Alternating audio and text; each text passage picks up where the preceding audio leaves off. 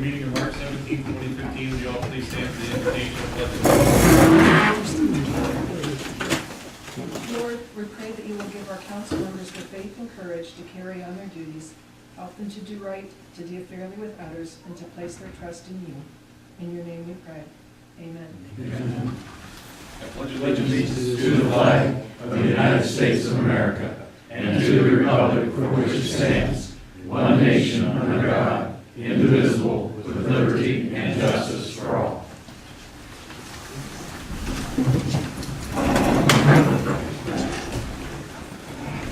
Roll call.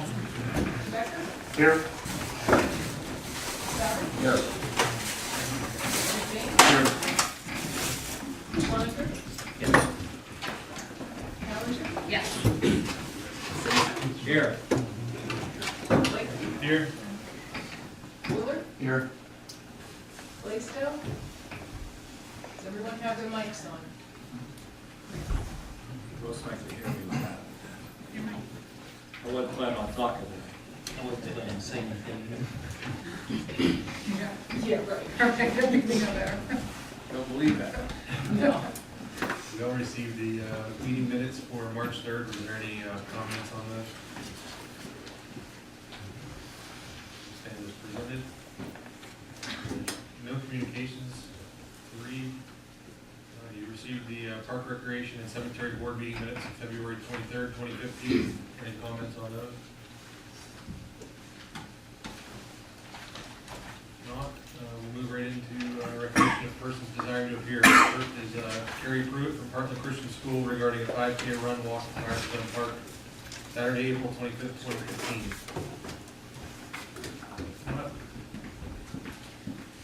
Do you each want a flyer that kind of has a map of where the, I think we got one. did you guys want to get one of these? Yes. Yes. Okay. First of all, I need to apologize if I didn't come to you guys sooner. I didn't know. All new to me. So, I'm coming to ask permission if Heartland can use the park and part of Columbiana to run a race, a 5K that will help sponsor the school. Questions? Have you talked to the chief? Have they contacted you yet? I have someone that's in charge of the safety yet. I know he was talking to Kevin Foss. He's talked to Kevin, and Kevin is the person who coordinates the special events. I'm sure if there's a problem, Kevin would have told me. Okay. I've not been told by Kevin, but I've not had any direct contact with him. Okay, gotcha. And I do have someone that's on that safety committee, what I call it, in charge of getting all that set up. You already wanted the park board, right? Yes, sir. And the park board got that approved back in September, so. Insurance. Gotta check with the school on that. I'm sure they do, but I don't have set knowledge of that. That's what we require. Pardon me? We do require Okay. insurance. I would assume they would know. They've had events at the park before, so I'm assuming they would know that, but I will double check. Did you give police chiefs to see that? I did not know. If I can come next year, I'll take No one. problem. I don't know if you can, when they put the website on that, kind of cut over what was actually put there in the center, but it kind of runs the outskirts of the park, starting around the gazebo area. I have no problem with the chief does. I don't, the only issue, of course, is when you're using East Park Avenue, there's a lot of traffic and no shoulder, no berm. So as long as the runners are aware of that, and we don't have a situation where we have to shut the whole road down for extended periods, we'll be fine. Do you think they're gonna be able to shut down part of the road or no? It's hard to shut down the road right there because there's a blind hill, and that's my concern. So Okay. we're probably gonna have to work something out with a detour down Springfield or something like that. Okay. We'll work And with if we can, him. we can do the sidewalks, and then I've already gotten park permission if they need to use the grass, if we could, because part of the Heart run around, Right, they will right. be in the grass. so- And maybe if we keep it to that, then I think we'll be a lot better off. It's just, I don't want runners running up into traffic on a blind hill. That's the only thing I'm concerned about. So as long as we're aware of the logistics and what we're gonna do about that, we'll be fine. Okay. Make a motion that we approve pending that. I'll make a motion pending approval of the chief and insurance. Yes, sir. I'll second that motion. Any other comments? Yeah.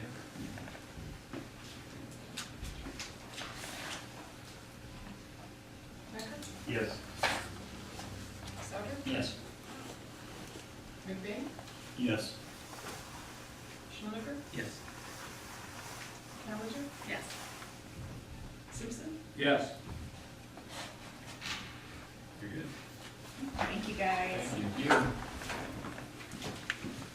Next up is DC Wellness updating on renewal process for health insurance. Good evening, nice to see all of you again. For those of you that don't remember, my name is Bob Gerhardt, Senior. My son Bob Jr., second and third generation health insurance brokers. That's what we do. I'll give a little background, just because I know you don't deal with this every day, but the city has a self-funded medical plan.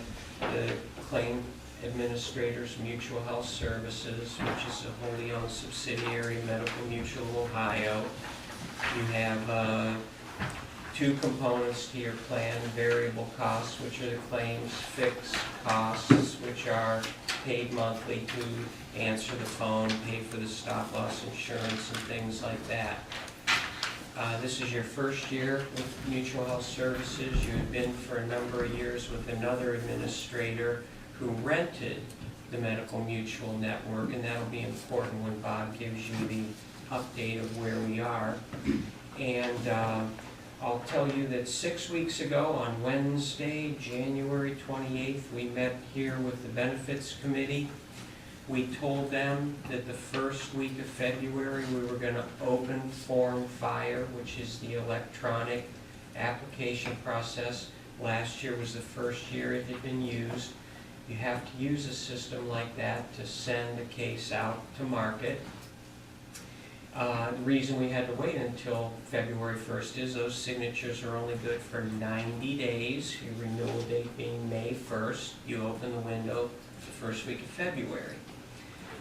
Process went extremely smooth this year. Everybody filled out their information, got it all turned in. We've been working with the carriers the last 2 weeks, answering all their questions about this or that, or getting them updated information as their underwriters have been asking for it. And with that, a lot of it hinges on the claim experience, which I'll have Bob talk about. The plan's performing well this year, better than any of the previous years that we have. And with that, Bob, I'll turn it over to you. Sure. So everybody has a spreadsheet in front of them. We'll work from top to bottom here. By way of background, when we were looking at this last year, you get two numbers from a self-insured carrier. You get at expected, which is where they anticipate the plan to come in at, and then you get your worst case scenario at maximum. And those two numbers are at the top. The plan year at expected was 1.246. At maximum was 1.473. Those two numbers are at the top, and that was an all-in total plan cost of where they thought you would be. What we used last year as part of the illustrations was to give a bit of background on the actual amount spent each year on medical and prescription drug claims. That is the majority of the cost when you are self-funded, is that variable cost piece. So we've listed that as far back as 2010, 2011, and we've updated this current plan year, 2014, 2015. We have 10 months of reported data, and we forecasted using a 10-month average. We divided the total cost by 10, multiplied it by 12. As you'll see, it came in at $668,861. $688,861.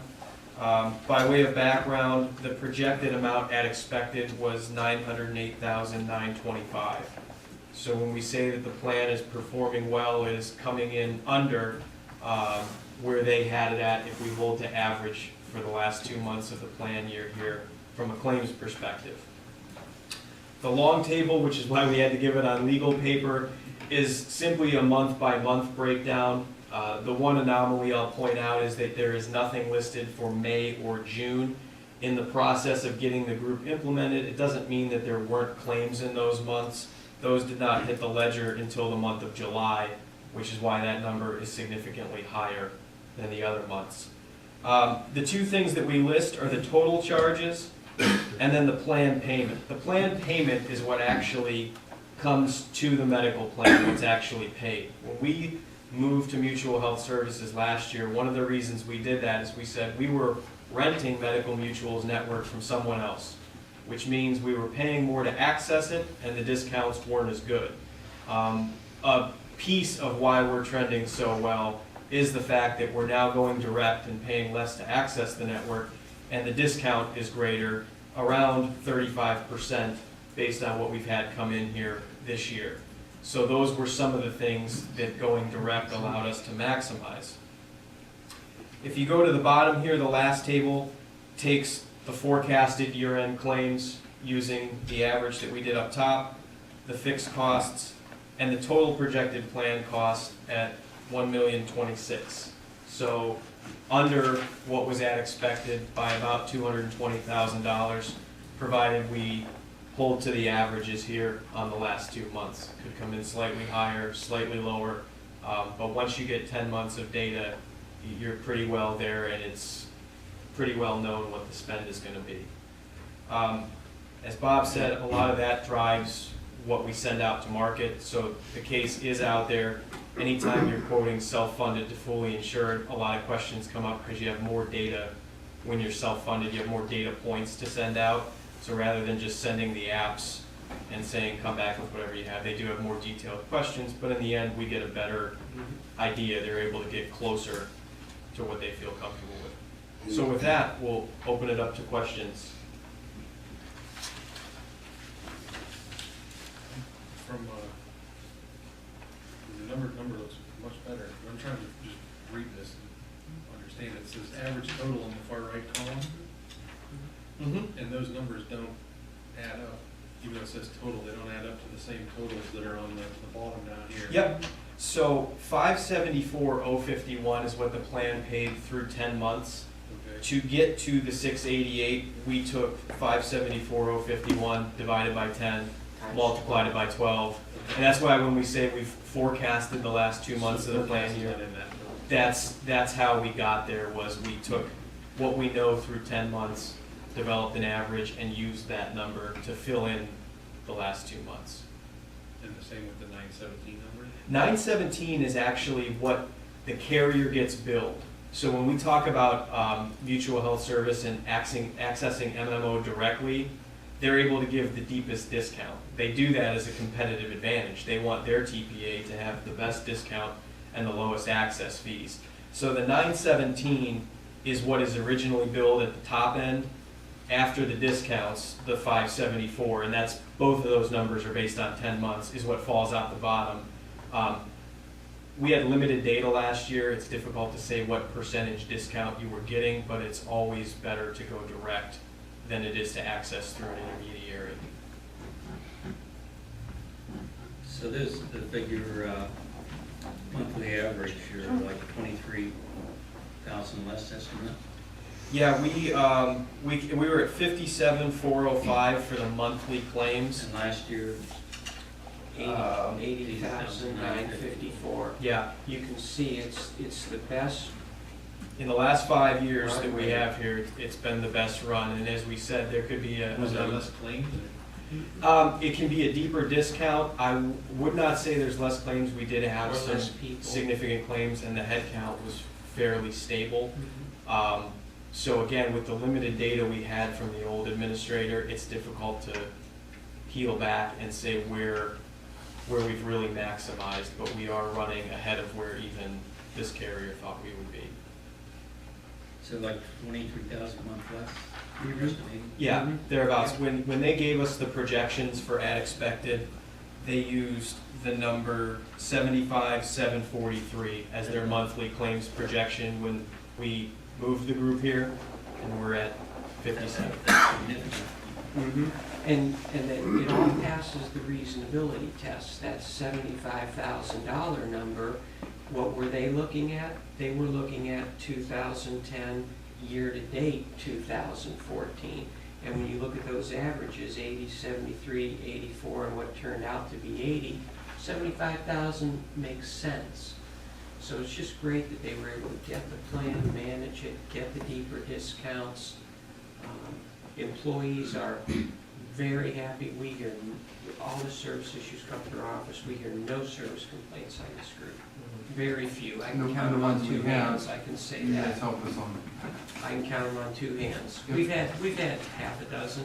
but it was mostly from. It was from the previous administrator, I'll say that too, yeah, but Yeah. we're working through them. Sounds good to me. Yeah, it's good news, it really is. So when will these bids come back in, do you think? They went out on Sunday, I would say with next week. Next Yeah, week. next week. You think Bob wanted us to do business on Sunday? We had to get it out as soon as possible. That's, as And soon as the that was when updated reports That was came when out, that's when they Fire was went done. out. We got the So reports from everyone. I'm and kidding. out it went. you'll have sort of a brief or a synopsis well in advance of the next meeting in terms of kind of the So spreadsheet. you think by the 1st of May, you'll have everything? Oh, yeah. It'll be done way before that. What's Oh, that? 1st of Yeah, May introduce the today. 1st of May, yeah. Okay. Yeah. So we'll have all of the competitive data, all the information compiled, get you a nice summary. So by the meeting in, April 7th is what we're shooting for. shooting Yeah. for, Yep. And we want to have the information to you as soon as we Before that. have it in advance of the April 7th meeting. are you gonna bring cookies like the other way? Well, we had said that, yeah, on the way in, yes. I gave him up. Depends how the renewal comes in, it might be a cake.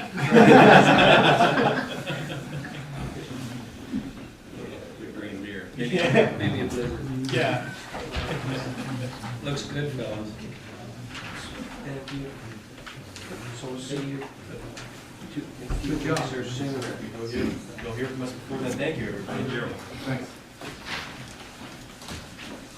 Larry wanted to update council on what the tourism board is doing.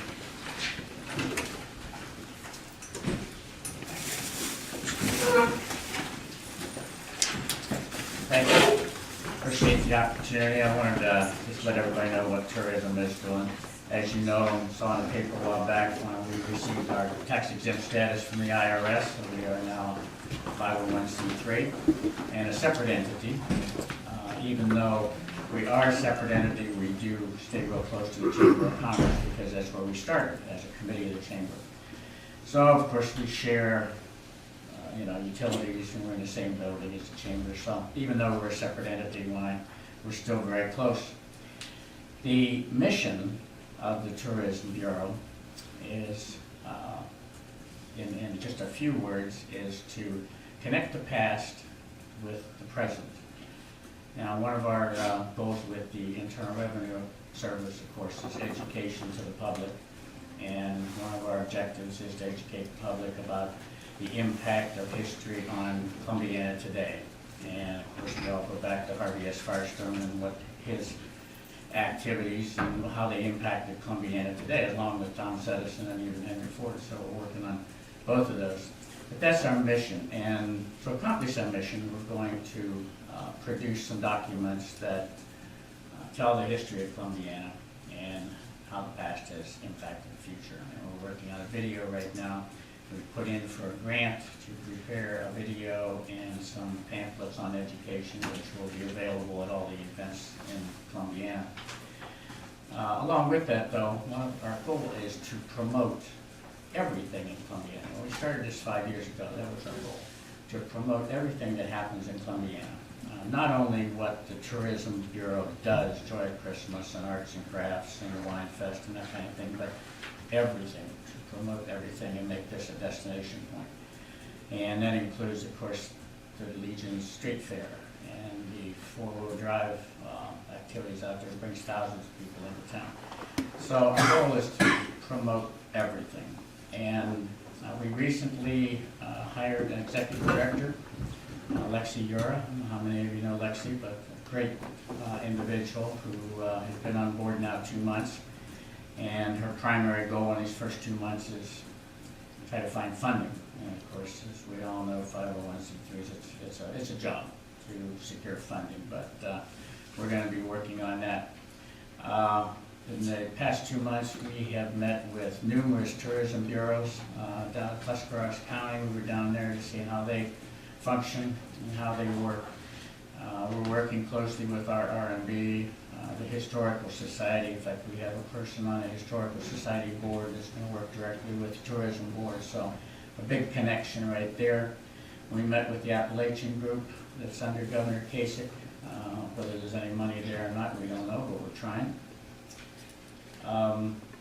This next week, we're going to unveil our new website, and on that website, you're going to see every event possible that's happening in Columbiana that we can promote. The car show that the Roratans put on, and anything that's happening in Columbiana, if people get it to the Tourism Bureau, we're going to get it on our website, so everybody knows what's happening in Columbiana. Another tool is going to be Facebook, and I'm a real supporter of Facebook on the business side. On the personal side, yeah, there's all kinds of question marks, but you know, my own experience, it has been a fantastic media and advertising vehicle for the diner. It's a great tool, and we're going to use it extensively with the Tourism Bureau and to get the word out there on all those events. Now, of course, in that same process, Joy of Christmas is still going to be an event that's done and sponsored and put on by the Tourism Bureau, along with the Arts and Crafts Festival, and of course the Wine Fest. And for those of you that like wine, this year is going to be a 2-day event out at the Legion. We're looking for big things to come out of that. I want to invite all of you to any of our board meetings. We meet the first Wednesday of every month, 7 o'clock. And the meetings have been at the diner, and I think they'll continue to be there for a while. We have a board of 11, and we have numerous guests, and so the diner handles the volume there. But I do invite any of you to come down and see what the Tourism Bureau is doing. One of our biggest roadblocks, I guess you might say, is funding. We cannot survive on the events of Joy of Christmas and Arts and Crafts. They do provide some level of income to pay some of our administrative expenses, but now that we're a charitable organization, we're out there looking for any kind of funds that we can get. So anybody on City Council has any ideas, why, we certainly appreciate them. But we're working hard to promote Columbiana as a destination. Thank you. Do you have links with the Columbiana website? We're going to be linking with, a lot of websites, including the state of Ohio tourism website. But yes, we'll be working with, once our website is up, then we'll be out there meeting with different groups to get links up. We'll tie it all together. Thank you.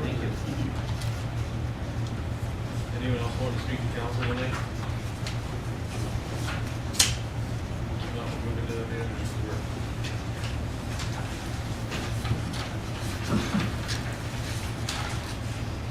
I met with Lexi Kura this last week and a half, and she's got big plans, and we talked about a lot of stuff as far as the tourism and what the city's doing.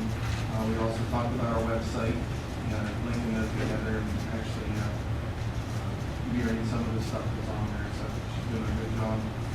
She did mention the bed tax. If you recall, actually, it was Terry representing the tourism board last year sometime when he came to talk about putting the bed tax on.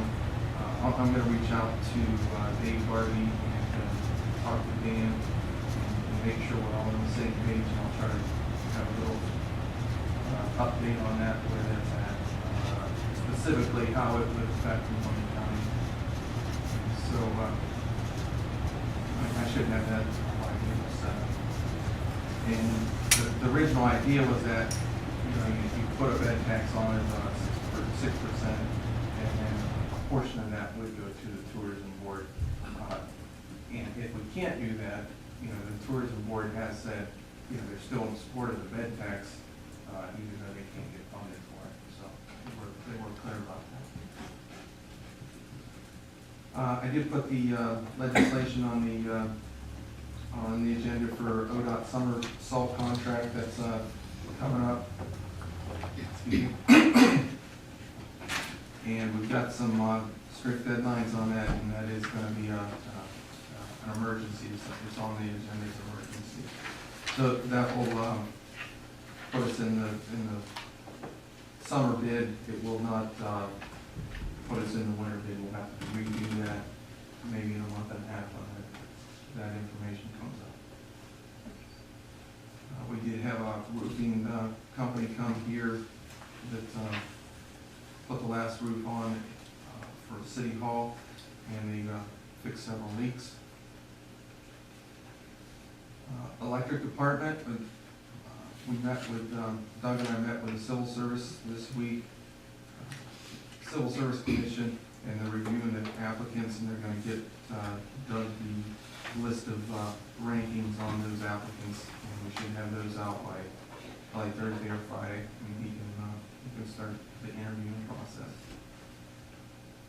The street department, they're trying that new cold patch that I was telling you about yesterday and today, and hopefully we get feedback on, it's supposed to work better than the normal cold patch that comes out, 2 days, you're out there fixing it again, so hopefully we'll see if it works.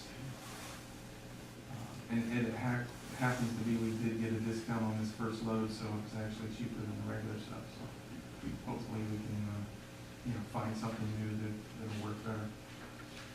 And we're all waiting for the blacktop or asphalt company to open up so we can come up and fix it.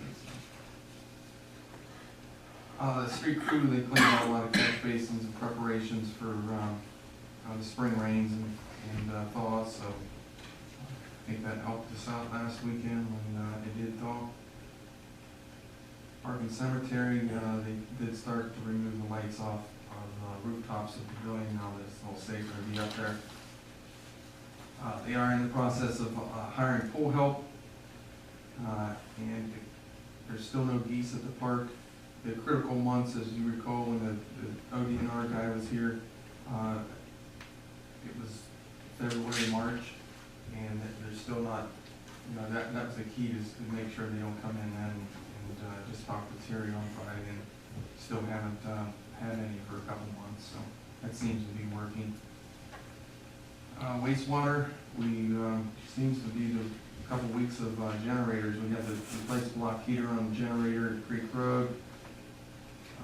Had to replace a furnace at Creek Road, and we had to we need to work on some furnaces at the filter building at the wastewater plant, and the generator at the north end of the station needed some help with the generator, or it should say alternator and starter there. We had to rebuild those. Water department had to replace a block heater on their generator out the booster station.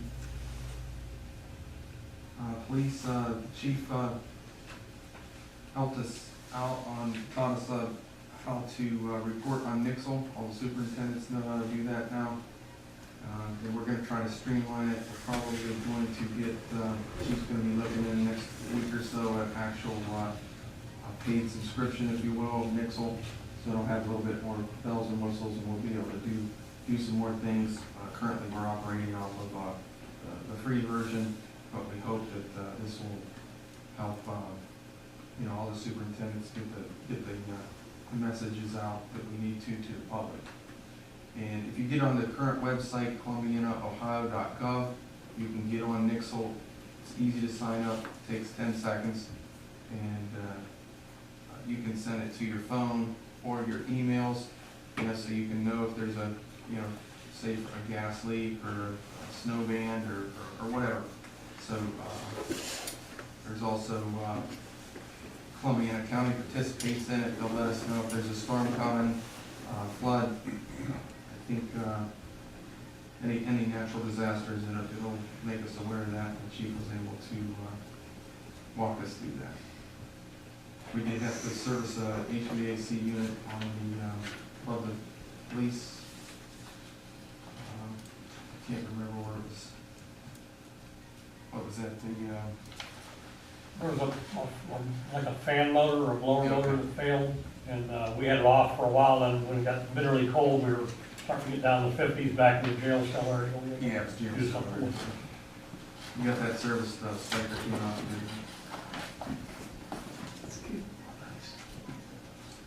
I think that's it, Roger. Any comments on the bill list for March 17th? Not move into old business. Due to the length of the ordinances, can I have a motion to read by title only? So moved. Second. Deanne?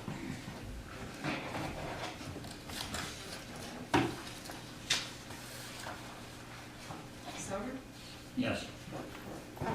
McBain, Yes. Schwanneger, Yes. Callender, Yes. Simpson, Yes. Becker, Yes. Ordinance number 15-0-2800, second reading. An ordinance increasing the compensation of the 6 members of council pursuant to section 4.13 of the amended charter of the city of Columbiana. So moved. Second. Any comments? Deanne? McBain, No. Schwanneger, No. Callender, Yes. Simpson, Yes. Becker, No. Souter, No. motion defeated. Ordinance number 15-0-2802, second reading. An ordinance setting the salary of the city mayor for attendance at council meetings and additional compensation for presiding at mayor's court in the city of Columbiana. So moved. Second. Any comment? Deanne? Schwanneger, No. Yes. Callender, Simpson, No. Becker, No. Souter, No. McBain, No. motion defeated. Ordinance number 15-0-2803, second reading. An ordinance to make appropriations for current expenses and other expenditures of the city of Columbia and the state of Ohio for the year 2015 and ending December 31st, 2015. So moved. Second. Any comment? Deanne? Callender, Yes. Simpson, Yes. Becker, Yes. Souter, Yes. McBain, Yes. Schwanneger,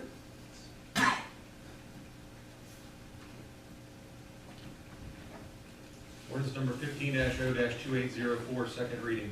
An ordinance transferring $1,950,000 from the income tax fund, $975,000 to the general fund, and $975,000 to the capital improvement fund, all for the payment of current expenses as they may arise. So moved. Second. Any comment? Deanne? Simpson, Yes. Becker, Yes. Souter, Yes. McBain, Yes. Schwanneger, Yes. Callender, Yes. Ordinance number 15-0-2805, second reading. An ordinance transferring $386,500 from the general fund, $116,500 to the cemetery fund, $185,000 to the park fund, and $85,000 to the police pension fund, all for the payment of current expenses as they may arise. So moved. Second. Any comment? Deanne? Becker, Yes. Souter, Yes. McBain, Yes. Schwanneger, Yes. Callender, Yes. Simpson, Yes. Ordinance number 15-0-2806, second reading. An ordinance providing for a contract between the city of Columbiana and Fairfield Township for fire protection for said township. So moved. Second. Deanne? Souter, Yes. McBain? Yes. Schwank? Yes. Callender? Yes. Simpson? Yes. Becker? Yes.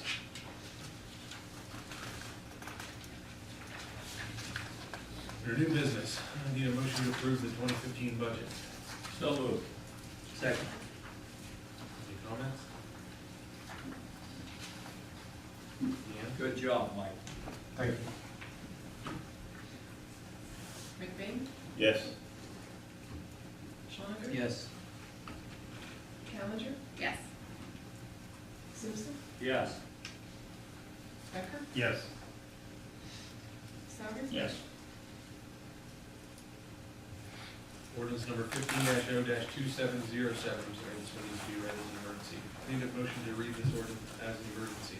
So moved. Second. Deanne? Schwank? Yes. Callender? Yes. Simpson? Yes. Becker? Yes. Sauer? Yes. McBain? Yes. Ordinance number 15-0-2707, the emergency. The emergency ordinance as adopted for sodium chloride rock salt to be procured by the ODOT contract through Summerfield contract number 418-16 that shall commence upon the date of contract award. So moved. Second. Any comments? You know what? It's ordinance 15-0807, but did you say that number? 2707. This just says 2707. And this says, 2807. so I don't know if it matters, but It does matter, but I don't know which one's Yeah. right. 2807. 2807. good eye, Yeah, good eye. job. Mhm.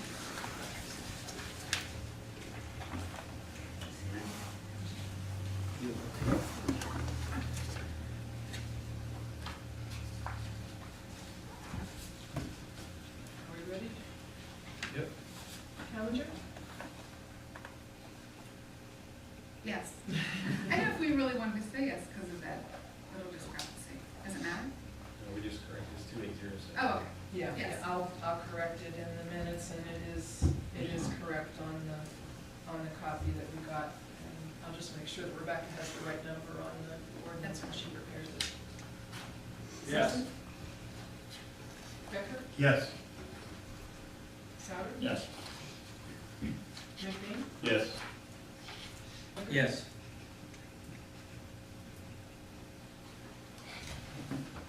Before we go into executive session, council comments, we have the proclamation up here for Ron Lawn. Do you want to get this? Last week. It's all signed now.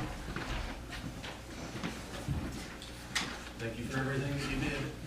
Thanks again, Ron. Dittos. Pleasure to serve. Good job.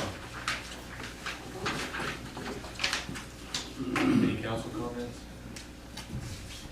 I have one that kind of comes as a shock to me. Yesterday, I stop by the cemetery about every month, 2 months, check on my father's grave. And it seems like every time I go to the cemetery, there's somebody walking their dogs in the cemetery. Okay, I don't think too much of that until yesterday when I got out of the car, the lady walking the dog come over and bit me. I think maybe we ought to make people aware of the fact that the sign says no dogs, horses, or motorcycles in the cemetery. We got the big park for them to walk their dogs in. They shouldn't be in the cemetery. So we might want to impress that upon people somehow. Was the dog on a leash? Yes. Wow. And the lady was like, oh my God, it drew a little blood, but not a big deal. The dog walked away and I walked away and everybody's happy. But like I said, it seems like almost every time I go there, there's somebody walking the dog in the cemetery. There's a requirement now, the dog bite, we should check to make sure that the vaccinations are up to date and all that, and quarantine the dog for he was carrying all these little tags on there and everything. I'm not worried about it. I don't want to see her get in any trouble. It's not really trouble, it's just it's precautions to make sure there isn't a problem that you face up with. If you're not talking about it. But like I say, I'm not worried. Like it was a pitch, not really a, so, heavy clothes. If you foam at the mouth, we'll have to euthanize you, you know? Okay. How are we gonna tell? Big dogs can tell the carrier did it first. That's right. And the dog didn't die. You know, it was walking funny. It was walking. You get a lot of sympathy, don't you? Yeah, well, I had on heavy pants, so what but the thing is, every time I go in the cemetery, somebody's walking their dog here. I agree with you. I do too. I think it's inappropriate to walk dogs in the cemetery. There's plenty of room in the park. You know, we walk ours in the park all the time, but even there they need to be on a leash, especially when there's kids out in the summer. Well, you know, Dick, you and I are motorcycle riders. We're not allowed to take our motorcycle in the cemetery, but dogs can defecate there. And something wrong with that picture. We'll check into it for you, sir, I'll put it together. Just maybe if you just pay attention. Just one other little comment. I don't know that anybody noticed, but Channel 21 News has their new webcam up, and they had that on the news tonight at 6 o'clock. It was interesting to see the Columbiana Square show up on the news, and it was also surprising they called it a circle instead of a square. No more burning out around the square anymore, Dick, like we used to as No. kids. That was on camera. I need a motion to go into executive session for So moved. discussion of purchase of property. Second. Yeah. Simpson? Yes. Becker? Yes. Souter? Yes. McBain? Yes. Schwanneker? Yes. Callender? Yes.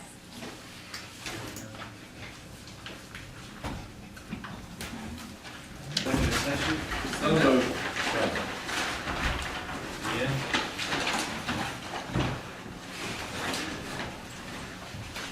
Becker? Yes. Souter? Yes.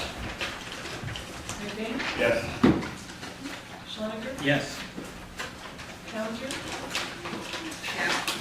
Yes. Simpson? Yes. These decisions are tough, aren't they?